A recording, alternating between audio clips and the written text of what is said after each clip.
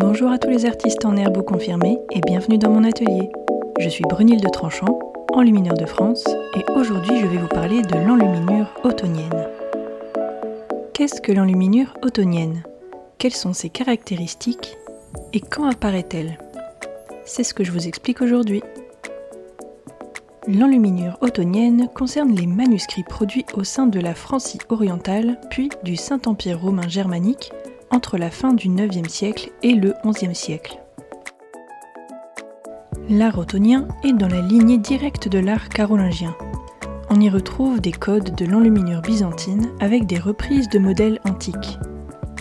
Par exemple, pour la mise en page, qui comporte une hiérarchie dans l'écriture et des encadrements massifs. Pour l'écriture, composée de capitales romaines qui se stylisent, d'onciales qui se stylisent également, de rustiques et d'une évolution de la caroline.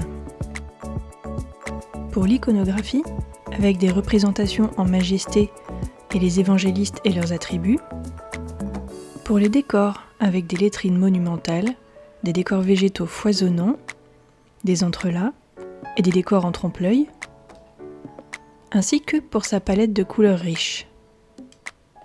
Oui, mais alors, qu'est-ce qui la distingue de l'enluminure carolingienne, à part une question de date ? Eh bien, je dirais son style graphique. Si l'enluminure carolingienne avait un certain côté naturaliste, l'enluminure autonienne devient plus figée dans ses traits.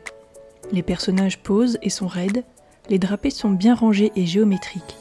On sent l'évolution vers l'enluminure romane. Voilà donc ce qu'il faut retenir de l'enluminure autonienne. Elle est produite au sein de la Francie orientale et du Saint-Empire entre la fin du IXe siècle et le XIe siècle. Elle reprend les codes de l'enluminure carolingienne par sa mise en page, ses écritures, son iconographie et ses décors, mais elle s'en distingue par son style graphique et sa palette de couleurs. C'est tout pour cette petite vidéo, j'espère qu'elle vous aura plu. Si c'est le cas, donnez-lui un petit pouce en l'air et abonnez-vous pour ne pas louper les prochaines sorties. Pour en savoir un peu plus, n'hésitez pas à aller faire un tour sur le blog pour lire l'article complet que j'ai consacré à l'enluminure autonienne et dans lequel je détaille un petit peu le contexte géopolitique de son apparition.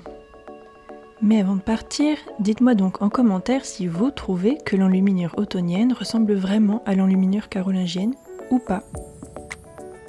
Sur ce, je vous dis à très bientôt.